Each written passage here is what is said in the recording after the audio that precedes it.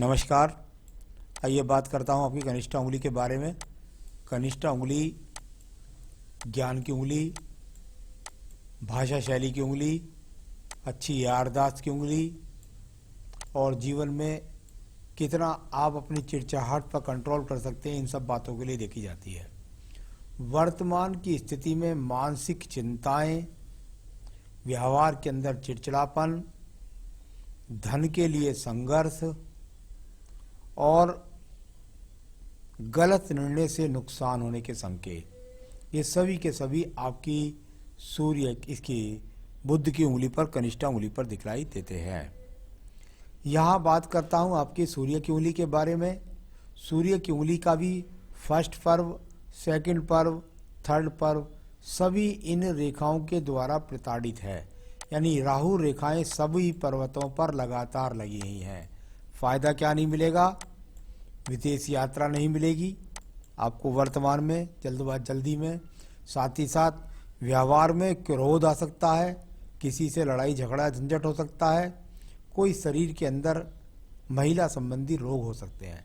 तो इस तरीके के संकेत यहाँ पर आपकी मान प्रतिष्ठा पर भी यहाँ पर एक तरह से दाग लगा सकते हैं, उसमें भी आपको संभल कर चलना है। शनि की उंगली, शनि की ढैया के लिए, 7.5 के लिए खराब। साथ ही साथ यहाँ भी तीनों पर्वों पर इसी प्रकार के दूषित चिन्ह। स्वास्थ्य का ध्यान रखना होगा।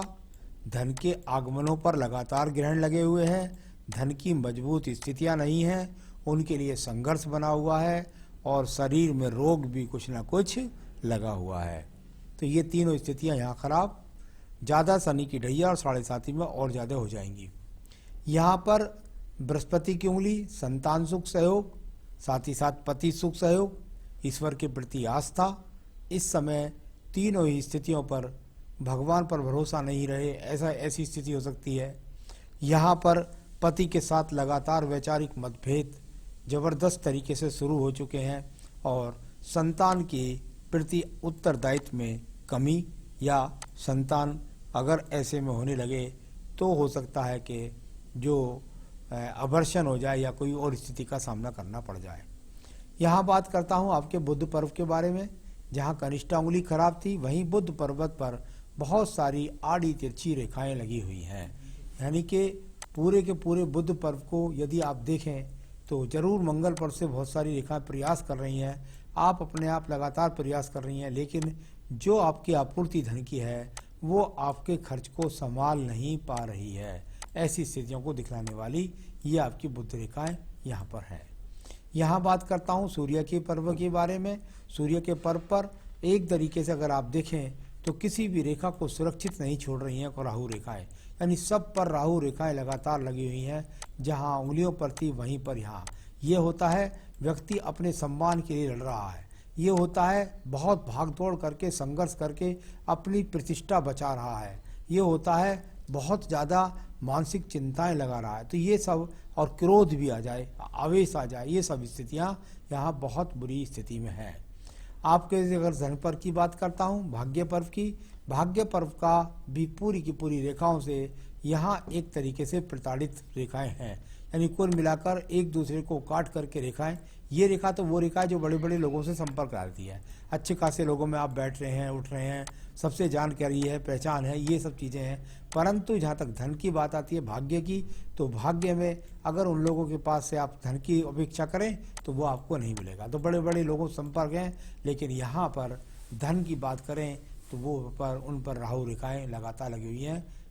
अब बात करते हैं आपके बृहस्पति के पर्व के बारे में। बृहस्पति का पर्व, और यहाँ पर यदि आप देखें तो ये रेखाएं भी कुछ उसी प्रकार की उलझ करके चली गई हैं, कहीं नक्षत्र जैसा प्रतीत होती हैं, कहीं काटने वाला प्रतीत होती हैं।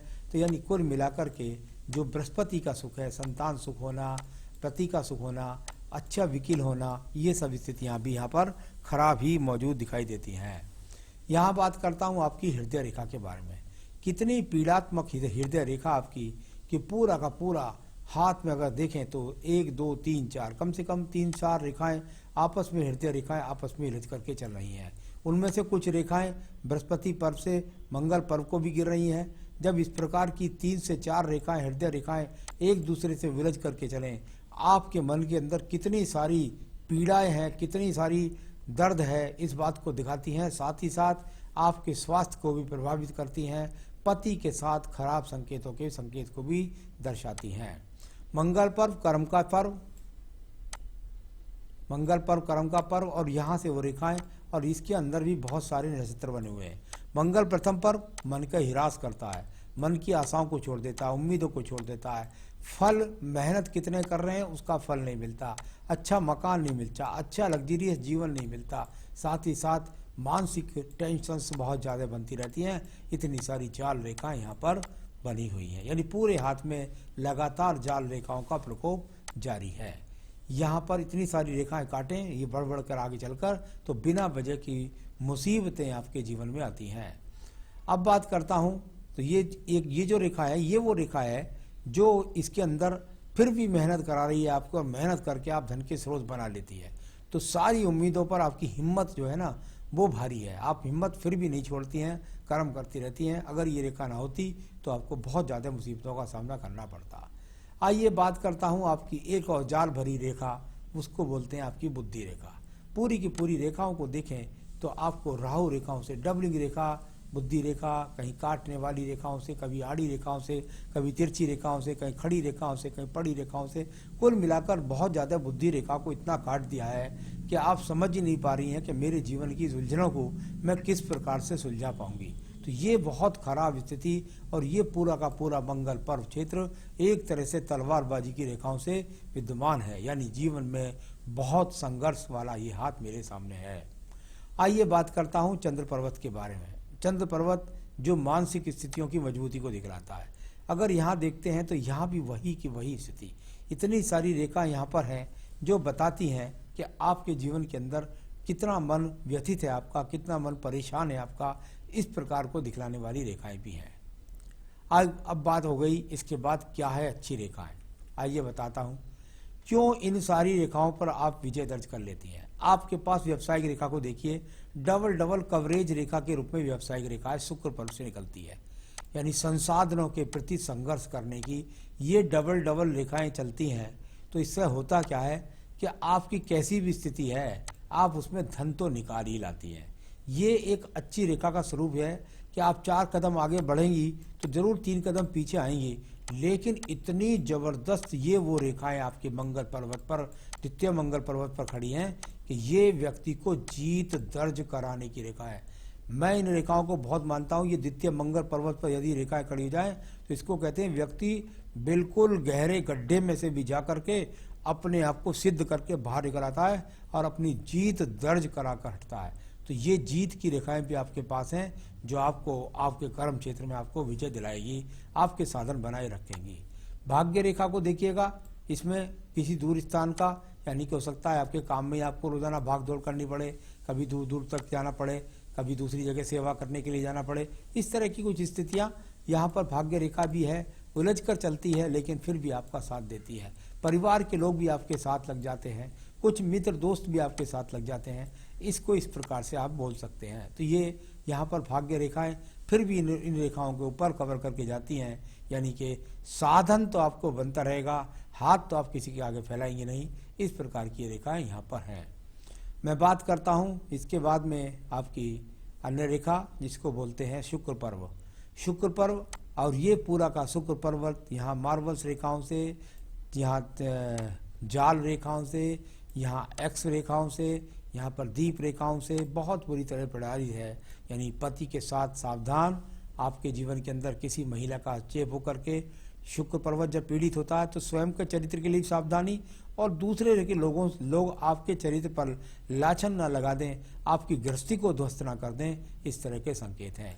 हस्तरेखा से कोई ज़्यादा यहाँ मुझे स्पष्ट रूप से संतान रेखा एक भी नज़र नहीं आई।